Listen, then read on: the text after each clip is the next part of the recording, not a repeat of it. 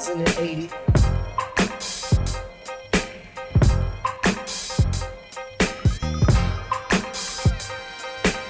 Industry rule number 4080. Record company people are shady.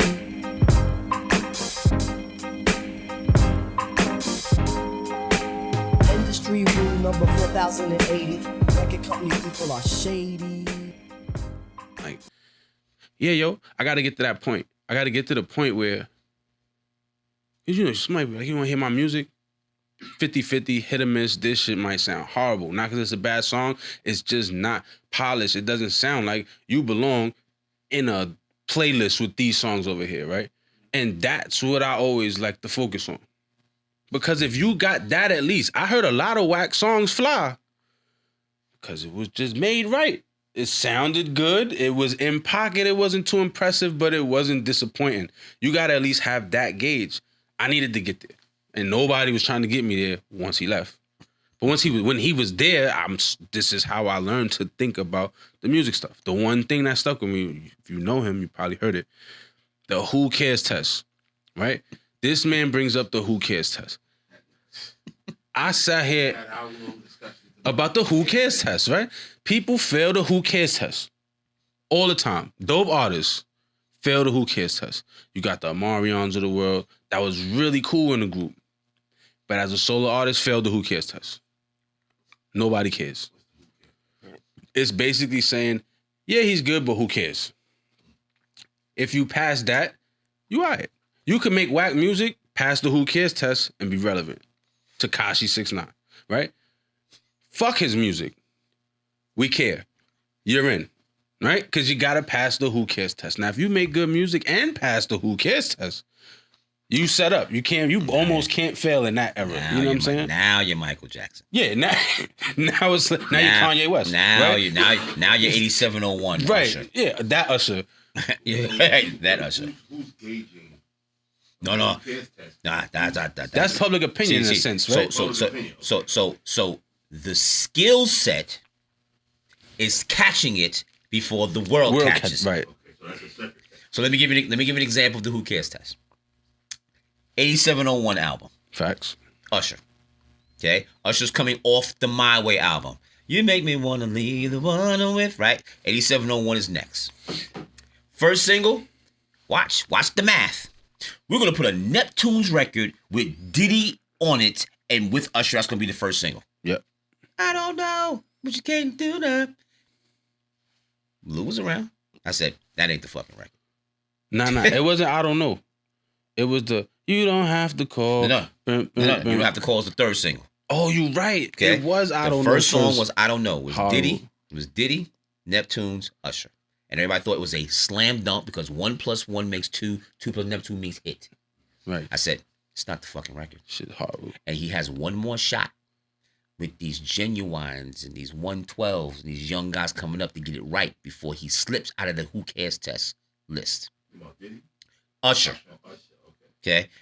So he remembers this. Lou remembers this. Okay. The first 4 bars. We have the fucking record. Mm-hmm. We have the fucking record. They said, what do you mean? I said, this is the fucking record. He said, how do you know? I said, that's the fucking record. You Remind Me comes out. I just sit back. Okay? Lou has seen me do this half a dozen times. I just sit back. Because I say it with such a level of confidence, I don't give a shit. I don't care. I don't care what promotions is doing. I don't care what the label's doing. I don't care what label they're on. I'm like, that's the fucking record. Then the record takes off. The respect comes in. He be like, well, Tally did say fucking on day fucking 1. That was the fucking As soon as he heard them shit. Then he does the handstand with you in the video. And there's a handstand, the whole shit, right? I got another one for Lou. Lou remembers this one. Do, what is this? I said, 112 has a motherfucking record. That Now, shit was about 112 has a motherfucking record, and this is gonna be their biggest record ever. Soon as I heard, what is this? Numbers in your pocket. I said, they're gone. I said, they are gone. Now, watch how the Who Cares test has depth. At that same moment in time, Quiet Storm, which uses the same loop of white lines, is out by Mobb Deep. Mm-hmm. And it is banging the radio just as hard. Little Kim lost. Okay, that's even before the Little Kim remix. Oh, the original. The original yes. was banging the record to its seams. Okay, and then I remember I got asked the question. It says, "Well, don't you think that because the Mobb Deep record is out, that this might lose some steam?" I said, that's apples and fucking peanuts. Mm-hmm. This is a motherfucking goddamn smash record." Because wait till you get to the Okay, bridge, I said, LeBron Jones it's playing the fucking loop, right? And I remember this. I was in a meeting with the whole staff, and we had a record that was coming out by, I want to say, Genuine. And they said, "Is there any?" And they said, "This record's the biggest record that's out there." I said, "I'm sorry, guys. I don't want you to get upset, but you're really gonna run into an issue with radio because this 112 record is about to take the fuck off. It's gone. It's gone." And I remember I got asked in the room, who thinks the Genuine record is better than 112? Everybody raised their hand. He said, "Who thinks 112 record is better?" I was like, boop. Sorry. They hated me for a month because I was right. The Who Cares test, the only way I can describe, and I'm not saying this is me, I'm saying having the ability to do this, okay, is no different than saying this basketball player is 7 foot tall. He's going to make the NBA. Mm-hmm. But this player is 7 foot tall. His name is Joel Embiid. He's going to be a different motherfucker. Right. And you still see them all playing basketball at the same time. Okay? They shooting it. They're doing the same drills, same running skills.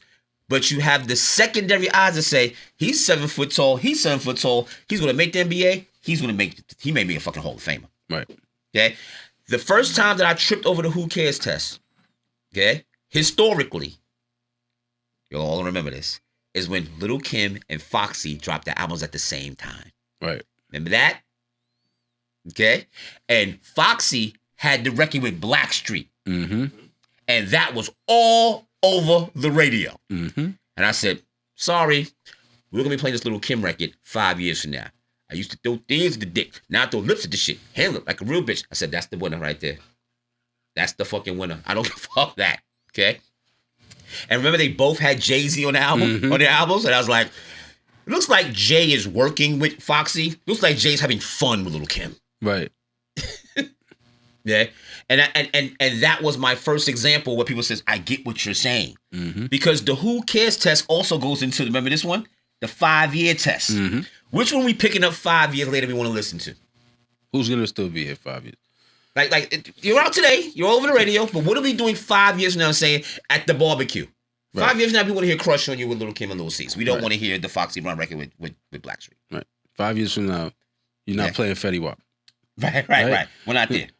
Huge. Not there. So in the moment. So yeah. I'm being very serious when I say this. It's an innate skill set that's no different than what God blesses everybody with what they do and what they don't do. I'm not saying I'm blessed with it.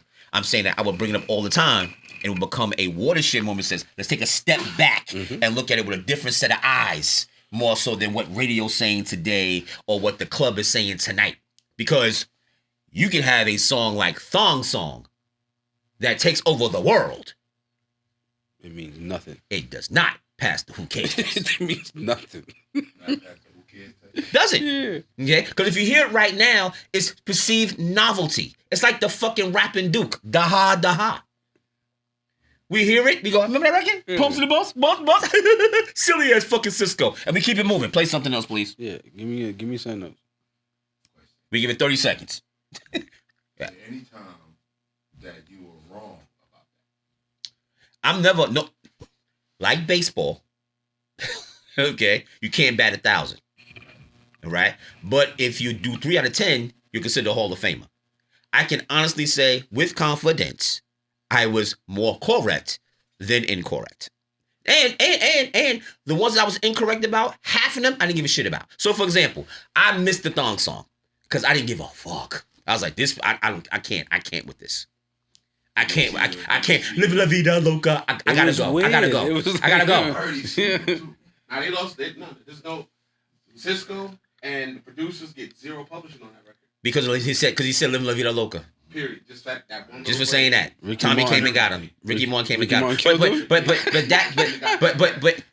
Tommy went and got that bread. Look, you gotta think. Mariah's at Def Jam at this time. right. And he's sour. He's over there in the Sony Tower sour. Right. So he's hearing everything. definitely He's taking hearing the money. everything. He's hearing everything. Universal, oh yeah. Like, no. But That's our record. But even like so but take the layers of why it doesn't pass my who cares test. Okay? Why the fuck is Cisco saying living la vida loca? Yeah, for no reason. That's like Ricky Martin saying, go shorty, it's your birthday. Weird. Why are these words coming out of your mouth? This ain't got shit to do with you. Okay? But This is nigger makes time. all the sense in This is the what world, we do. right? This is what we do over here. Go have your look. Living La Vida Loca is probably at weddings of not our nationality, maybe one of the top 10 records that's fucking played. But we're never playing at our wedding. We're not playing at our functions. So that's what turned me off. So going back to the who cares test, when as soon as I heard that, I said, I can't listen to this. This doesn't even musically jibe in my head. Did you see the? No, I didn't care to see it. So what I missed? I missed Thong Song. Historically, I'm happy about it. They knew it was bad, and I knew they. I just want to say I knew they knew it was I bad. have cognitive dissonance about this record because I get and agree with everything Tally's saying, but Tally at that time is industry. He's not going to regular nigga parties, and I was, and the girls that were pulling down their jeans and pulling up their thongs and rolling their asses all around the club when this song came out. I get it. I had a different appreciation. I get it. So now, I'm gonna get to your question, but I'm gonna talk about the appreciation. There is an appreciation, but there's a pop cultural appreciation of women just being able to express themselves and hear a song that they like that may have nothing to do with the song being good. Okay? Because the thong song is basically Cisco's version of "Don't stop, get it, let me see you pop your coochie." Right. And then girls drop their pants on that one too. And we doodle brown to that song too. But culturally, it's also in a box over there. It's not allowed in the Jay-Z, Real conversation, Biggie, yeah. Eminem, real hip hop, classic hip hop song. It is in the it is in the category of what are the best booty popping club records of all time. Cash Money taking over the But 9-9 or 2. it doesn't mean it's over the there, you know best what I'm rap record. But this is its own category. If it was a rap category, it's nowhere near it. Nah. Okay, right. Put back your thing up, back your ass up in that category too. Mm-hmm. Right? It doesn't matter. So I'm not disagreeing. I'm saying back gets to my point of what passes the who cares test. See, I learned that.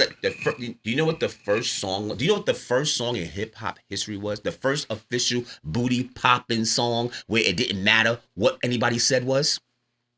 I give everybody a shot at it. The first, who gives a fuck what they're saying? We just dance to the record, and don't go far back as Soul Song for it's an actual rap record with a rapper on it.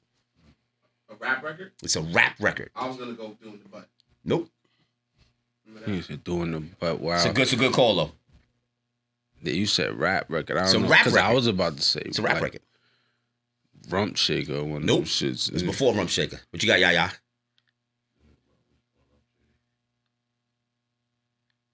In the 80s? I don't. No hints. Well, you said before Rump Shaker. It is before Rump Shaker. 82. It is before Rump Shaker. What you got, Yaya? Because this is the record that motivated Luke to make Pop That Coochie. I'm saying it's the same record. I'm saying, but this record came out first, and we said, "Oh shit, they'll just shake their ass and dance." I'm making a record like that. What you got, Ferran? Shy-D or whatever.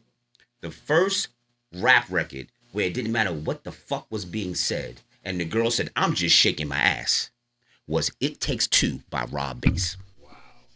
I'll give you that. I'll give you that. We didn't give because take a step back. Take a step back. Hell yeah. Watch this. Take a step back. Watch this. Where does Rob Bass rate in rap history as a rapper? Who? That's what he rates. Who? That's my first. There's my ready for the who cares test. See what I'm saying? I learned right then. Who gives a fuck what we're saying? I'm gonna age myself. Lou, you gonna laugh your ass off. I was at Iona College when they used to have rap parties on Saturdays at Iona College. Wow. Okay? And I remember I was all things Rakim. Couldn't tell me a goddamn thing. Okay? And when I got Soul came on, I was right there on the floor, whopping my ass off till my neck fell off my fucking neck. and my melody. I was all in. It Takes Two came on. I said, I'm the fuck out of here. That ain't hip hop. That motherfucker can't rap. I damn near got trampled. The switch, like I was leaving, the girls like, I don't know what you're doing, but our asses are on the floor. Now, I damn near got ran over. I turned around and said, what the fuck? The Hit It, motherfucker? The I Wanna Rock Right Now, motherfucker? I'm Rob Bass and I came to get down. I don't care, right? I can write better than that, and I don't rap. I turned around and I said, oh shit, this is different. No, it's not the video. This is all the record. This is all Teddy Riley. A lot of people don't know he produced that record. Teddy Riley. Taking Think from Lynn Collins and taking that one small part. Yes. Teddy Riley produced It Takes Two. But that's the first. Watch. Right, yeah. That's the first of the rap records. I'm just shaking my ass. I don't give a fuck what they're saying. And that's what turns into Don't Stop, Get It. That's what turns into Thong Song. That's what turns into Back That Ass Up. That's what turns into Rump Shaker. That's what, because Rump Shaker, think about it. Same shit. What lyric on Rump Shaker makes you say this guy can rhyme? I like the way you come your head. That's what the fuck we're doing here. That was written by Pharrell. Okay, so there's where we go with that. So anyway, That's by Ty Five, who used to own this. Who owns the studio? Wow. So that takes us back to the point of again. I'm sorry. No, the show was creative. Lottie Dottie was creative. It was hip hop. The show. No, that's a good record. The show. And I don't want to get too far away from this point here. Right. Okay, the show was literally that. When you heard the song, he says, it sounds like two guys are on stage performing a song back and forth. Mm-hmm. They wasn't winning no lyrical. But they were. What's Dougie French's name? The greatest entertainer. Did he ever say he's the greatest rapper? He never say the greatest rapper? No. Apples and Pelicans is Rob Bass and fucking Dougie Fresh. But at the same time, Okay?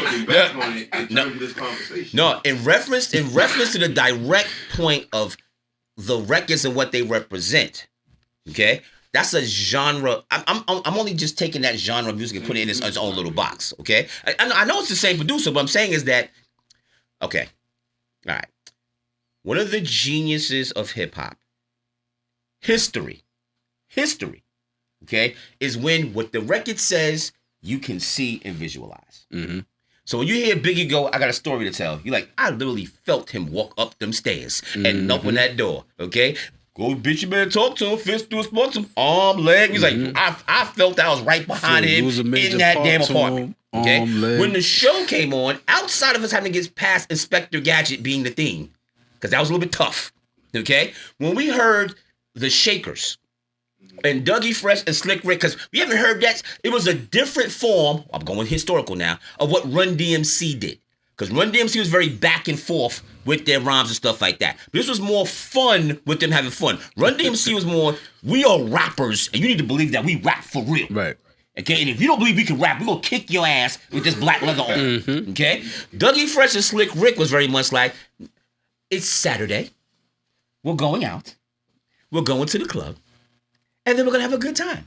And you're going to feel what our good time feels like. Mm-hmm. And Doug's going to tell, and Flick's going to tell some stories. And I'm going to beatbox. And you're going to tell what's different. You actually felt it was a show. That's what the song was called. And when you get what you can feel for what you can see, you're done. That's it. That's the best. I'm not even asking this question. I know the answer. Your top 5 hip-hop records or top records in your life are records you can visualize. It's not records you can dance to. Yeah, fucking like song cries of the world. And if you can dance to it and visualize it, oh my God, then you have things like, you know what the show was? You know what the show was in 1990? You know what the show was? Bam, bam, bam, bam. Big Pimpin' was the show. Bam, bam, bam. That was the show. The way they were acting, rhyming, talking about where they were from, they would say, come see us, this is what we do. And we having a ball with it. So I don't want to get, again, too far off your point, because I want to stay focused. I want to get back. See, because there's something that we're not speaking about here that I know about, I want to get into. Okay? We're talking about the process. We're talking about, as you said, Lou, making sure that you were in the right rooms, studied, followed through, stayed consistent, right? Didn't let the game dictate to you. You kind of said, this is what I'm going to do to the game, right? To put you in rooms. They put you in a position to say, I don't want to be under your production company because I'm making my own, quote, moves or how I feel at that point in time, right? But what I really want you to get into, because you have to start speaking about the stuff that you have and where it is and what you want to do, that type of thing, right? You got to talk about the actual songwriting aspect, because what people are getting from here is that you rapped, okay, but you were around singing. But what you're doing now is literally what I need a perfect artist for this. You give me the artist that's doing what they're doing right now. He's writing like Daniel Caesar. Yeah, like okay, he's writing like Daniel Caesar, but he's rhyming better than Little Baby. Doing both parts on the record. Yeah. Like that's the reason why he's in the room. The room isn't today for historical context. The room isn't to mention names that used to work in the building. It's what has gotten you to this point for what you're doing and moving forward. So please go ahead. To even be brutally transparent, I sang first in life, right? Before I knew I could rap, I knew I could sing. I was singing for the Mets, Mr. G, the weatherman. Remember that nigga, Mr. G? David Dinkins. This is me at 6. Like, I was singing then. Bad kid, always told the teacher what he thought, but this kid sings when special people come to the school. I don't care what the hell he did the rest of the year, but when one of them people come in here, let the little kid sing. You let that kid be right in the front, and he sings "The Wind Beneath My Wings" and all of them fucking songs that you people love. You know what I'm saying? That was me. But I also grew up in the South Bronx.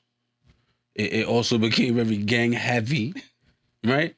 And I thought, and this is just me personally, I don't think it's cool or to be a singer, right? I'm not doing this singing shit. They're not gonna have me walking around with some singing shit. So I nerfed singing. Not that I couldn't sing, just didn't tell anybody I did it. Didn't do it in front of anybody. I kept the shit to myself. I did not listen to rap growing up. Did not listen to rap growing up. I went back and found a lot of the stuff that I found growing up. When it was the Kid Capri tapes in my brother's top drawer. Like the top drawer was open, Kid Capri tapes, and Wave Grease. All of those tapes and Wave Grease and brushes and shit like that and chew sticks, right? This is my brother right now, right? So all of this shit is here, but I didn't listen to it. I got Boys to Men. For that. Yeah, fucking chew, yeah, man, yeah. So, fucking I'm listening to Boys to Men, the 2 album. I got Brandy's album on repeat. Like, this is me as a kid. Because it was always a thing to sing. I go in the room, I'm just singing. I didn't have a TV. I didn't like TV. I didn't watch TV growing up. I wanted a CD player, a radio, something big that I could play music loud. And I'm playing every R&B joint to the grave. But then I go outside, chilling. Nobody knows I sing because I play basketball heavy. Basketball. Then I heard, and it's gonna sound funny because I got a lot of shit for this. I heard in my brother's car, Reasonable Doubt. Right? And I'm sitting here in his car. Usually I don't really care. But this time I cared. For some reason, it was like, who the fuck is this? He's like, Jay-Z. Very nonchalantly, Jay-Z. I think he looked at it like, Jay-Z.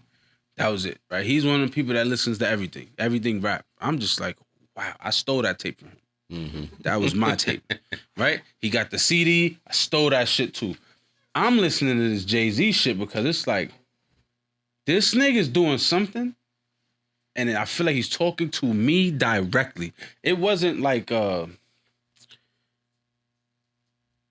know, you hear rappers, you hear songs, it's like, I like this song. You hear a Slick Rick joint, you're like, I like that shit. But nah, Jay-Z was literally like, this is it. I'm teaching you something right now. Listen, I'm listening. Like, the fuck is this nigga talking about? 22 Tools was just like, do you know who you gotta be to think like that? Like, fuck how he pulled it off, right? The fact that Nas will say some shit like, I tell a story backwards, it starts from the ending, the bullet goes back, and to say, I'm going to do this is what I wanted to know. How you get to that point? How do you get to the point where it's like, what the fuck? This is a challenge for me. Now it's like, oh, I like this shit. I'm listening to Jay-Z heavy. I end up in fucking high school with Loaded Lux and these niggas, and I didn't really know much of them, but I knew Loaded Lux. We was in chemistry together, Mr. McCullough class. Biology, my fault. Biology together, Mr. McCullough's class. None of us did work. He's writing raps all day. He's like, yo, listen to this shit. I'm listening to it. I'm like, yo, I'm gonna write a rap. Watch this. So I sat there, I wrote some shit. I said it to him. This Mr. nigga McCullough's went, class, you wrote your first rap. First rap. This nigga Lux went crazy. Come with me. You gotta go to the lunchroom, nigga. Went to the lunchroom. Say that shit again. Said that shit again. Nigga like, yo, this nigga, you could rap this whole time? I'm like, yeah. Lying. Fuck, nigga. No, nigga's my first time I ever rapped ever, nigga. I am a singer, right? Straight lying. Straight lying. So now I gotta fill up books with raps. Now you have to be a rapper. Now I'm going hard. Writing. But now it's like, yo, I don't know if Lux is better than Nas or if Nas is better than Lux. At that time. I'm clueless. Right. I mean, me, I didn't give a fuck. But everybody was kind of like, oh shit, it might not be Lux right now. Mm-hmm. This NASCAR nigga is a different level, right? Lux is going to want to do a podcast now. Yeah. Punchline shit. But if it wasn't for Lux, and he likes to say that shit a lot. Like, if it wasn't for me, nigga, NASCAR would have never, I probably wouldn't have. I'm not going to lie. It wasn't on my radar. But, yeah, nigga, I did. You know what I'm saying? And it is what it is. And, you know, we did a lot of shit. Me and Lux. They niggas was coming from all kind of schools to rap against us. We stand there chewing heads off. Rest in peace, Fred the God. We went crazy. French Montana before was a Cocaine City DVD. He's standing in front of the post office on 149th and Grand Concourse getting every bar I had in my mind. Going to war. I can name people all day that actually rap right now. We was killing. Killing. But let's just call it a difference in personalities. Ultimately, I ain't really care about battle rapping no more. I wanted to make music. Got this deal with Sony. I'm 18, in fucking high school. Got on platinum chains. I'm fucking South Bronx. They niggas said, here, you want to wear $40,000 to school? Yes, I do. Absolutely. Give me that shit, right? You know it was 40,000? Absolutely. 40,000. Heavy as fuck. Platinum. There's no need to, whatever. But, okay, platinum chains with diamonds and I'm losing my mind. Oh, you got a deal? That's crazy. Now I got to have a deal. Now you got to make music. Now you got to do more than just write raps, nigga. So I'm like, well, I'll try to sing a hook here and there. And then they kind of like, bro, that shit ain't it. That's not how you do it. We don't want to hear that shit. I'm like, this shit is fire. It wasn't. But I didn't know that. At the time, nobody was sitting here like, find influence, find this, find that. Pull from the Brandy shit, pull from the Wanye's. So when you hear the music that I do at this point, right, you know, one of the laughing moments of my life is when Drake worked. Because I'm sitting here like, I told you niggas. I told you the Lauryn Hill shit was the lane. That was the lane. Nobody was going to do it. She could rap better than the average person who was trying to rap that was a singer. But they didn't respect it enough to think that you can take that somewhere. It's just Lauryn Hill. Yeah, fuck. She's the girl with Wyclef, right? She's the conduit. Right. That was the one that was like, hold on, I think she's onto something. Fucking mega album, but nobody actually was like, that's the lane. She snuck in 10 years before Drake and gave the formula up. And I'm telling niggas, this is the lane. No, it's not. You gotta be 50 Cent if you're gonna rap. It was still set. Yeah, you live around Bloods, be Blood then. Fuck that shit you trying to do. I need you to be a psychopath who doesn't care about his life right now. And I'm just like, damn, I get it. Like, but that's just not how I make music, right? That's not me. I hear all kinds of shit in my head. How do I get it out? Had no clue. So, gotta write songs. I started writing for someone else. Recording was a whole nother level of singing that I wasn't even used to. Never nobody ever said, yo, take a vocal lesson. Nigga, do you think Sony had access to vocal coaches? Did they know that I could sing? Yeah. Did they ever say, go sit with this vocal coach? No. Artist development. Big difference. I can't call this nigga. I don't know him. I don't know who to call. I'm a kid from the Bronx with somewhat of a talent. Let's make this shit make sense. That goes back to the point when the executive leaves the room. The executive leaves. Nobody's making it make sense. Cool. So, I'm here now in this hiatus, right? In this hiatus because nobody wants these people to work. I got 5 years of fucking contracts to work with these people. Everything's weird. Fuck this music shit. The music deal, industry, whatever. Once Sony was like, bro, honestly, we fucked up. We think, just go. We don't owe shit. I don't give a fuck what we spent. Don't worry about it. We don't have, it's a brick wall for us. I don't want to keep you here dead, so go figure that part out. Cool. Probably one of the best things, right? Because I could, I ain't asked for shit. They just nigga handshake. We fucked up. We ain't even about to blame it on you, bro. We couldn't figure it out. Blatant truth, man sat me in my face and said, we don't know. I don't want to keep you here. I don't know what the fuck to do with you.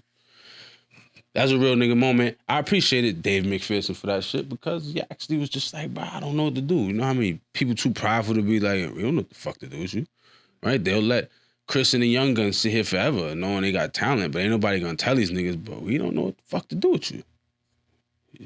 Petey Crack just made a way. He jumped on a joint, Neo joint. Kind of just happened. Like, we didn't do that shit. That's not us. We don't know how to tell you to do this. This is the situation I'm in as an artist. Nobody, the people that I'm supposed to answer to, can't tell me this is what you do with your talent.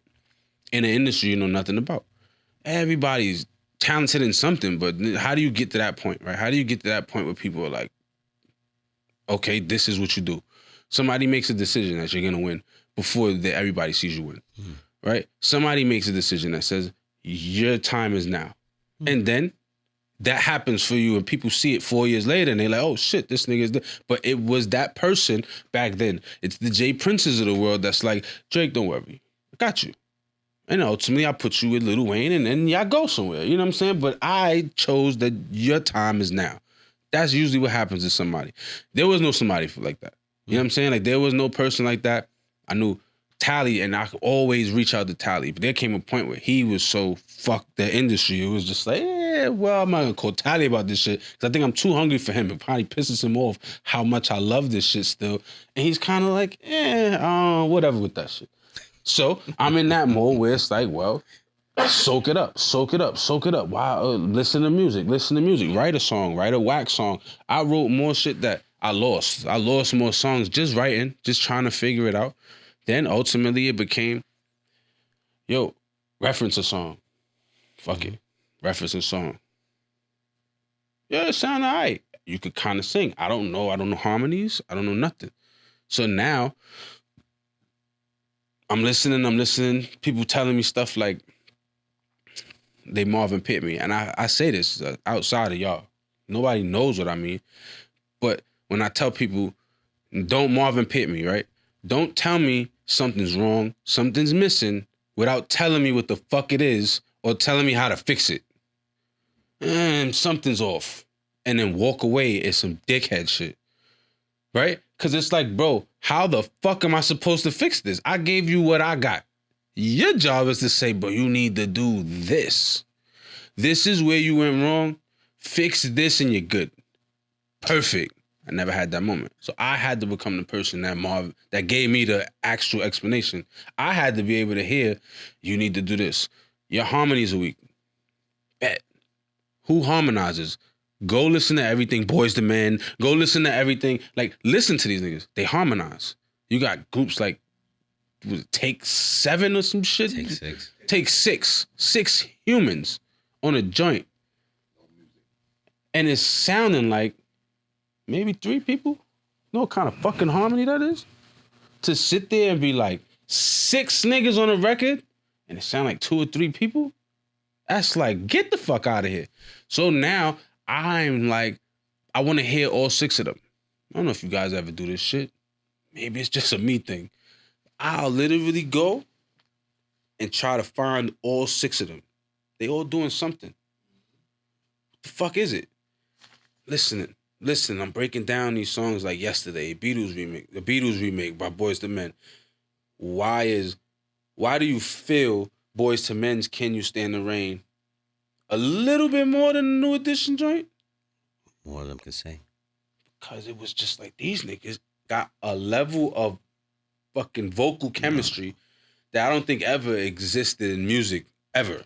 Like Boyz II Men was like an anomaly. So again, I do this with the other guys. I give context because there are only 3 voices in New Edition, and they're not in the same sync. Facts. So Ralph sings, Mike sings, and Johnny sings. Yeah, I said Ralph. I said Ralph. Ralph, Ricky, Johnny. Those are the singers. Right. Bobby at this point has lost his voice, so they key everything down. They kind of match what he does right now. But they are the voices, and they did all the voicing.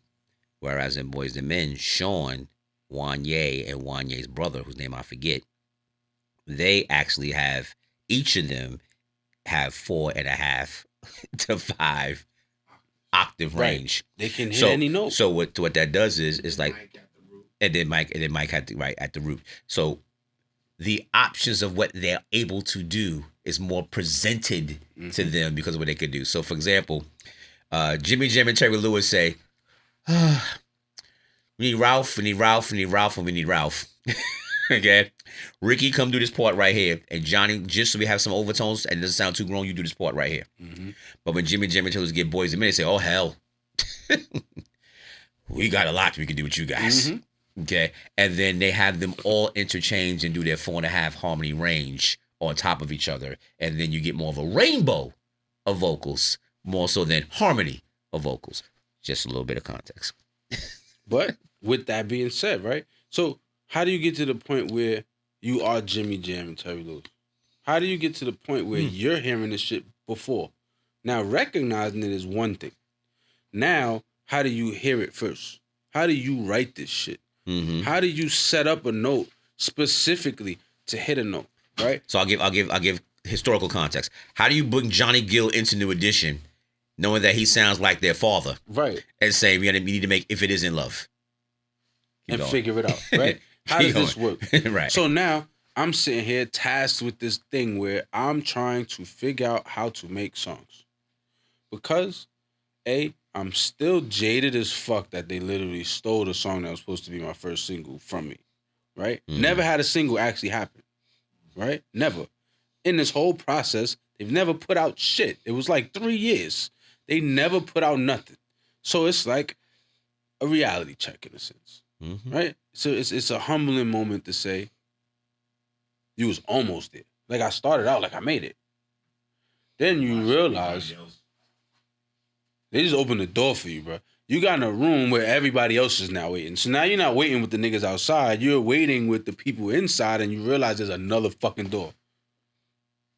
What the fuck?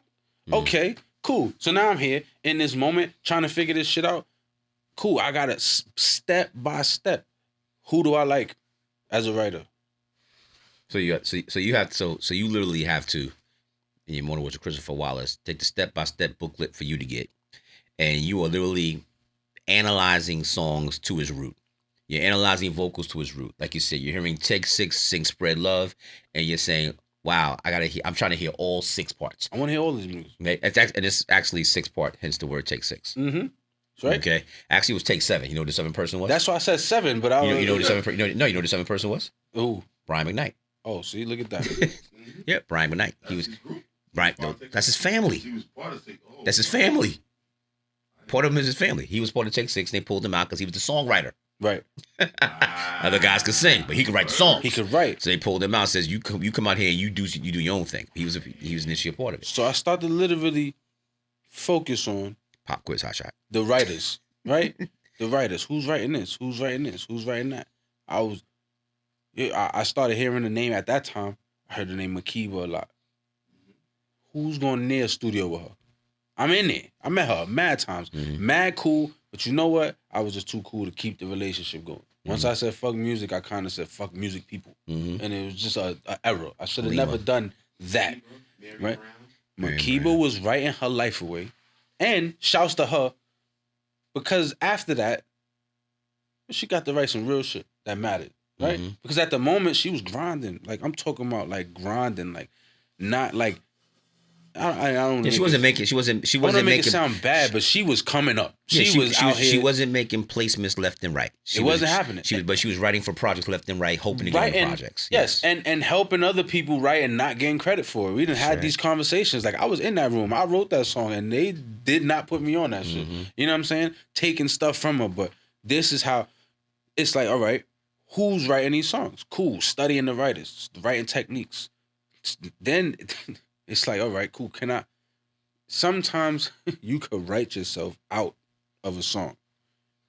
And now it's just weird because you're in a place where you can't go, right? This is when songwriting for people comes into play. You have to realize this is not for me. This is not my song I'm writing right now because I can't give it what it needs. I know where it should go, though. I could give you the map and go from there. But shit, if I'm Brian McKnight, how do I sit down and attack this beat right here? If I'm Frank Ocean, how do I write this? If I'm The Dream, can I mimic a Ty Dolla $ign? Can I do what Neo would do to this song? Absolutely. Study these niggas step by step by step, and I know exactly what makes them them. Now, I can't technically say I take all of it, but I get it, the remnants. I understand the moments that they put in songs, right? It's moments. It's maybe this decision was a mistake. You already love the song at this point. It's the moment. He heard that. He heard that I should say this exactly, but why that, right? So I'm trying to find the moments in the song. Literally, take a song 3 minutes. I might know I'm saying this at the end, this here, and I literally got to write to connect it, right? But I hear the moments first. This is what makes me even get a direction, right? The moment in a song. What's So that's where it's. Let me. I feel burning. Right, those moments, right? That's a moment in the song. They wrote a song, but at some point they was like, we need something right here, and they came up with a moment. No, so that's interesting because over the history of music, it's all called different things, right? So I arrived at what I wanted to get to. What motivates him to write, and what does he look for, right? So his word is the moments. The moment, right? If you talk to other R&B, if you talk to Nile Rodgers, he might say it needs to be in the pocket. Okay. If you speak to A&R guys, remember this one, Lou? I'll say there's the money.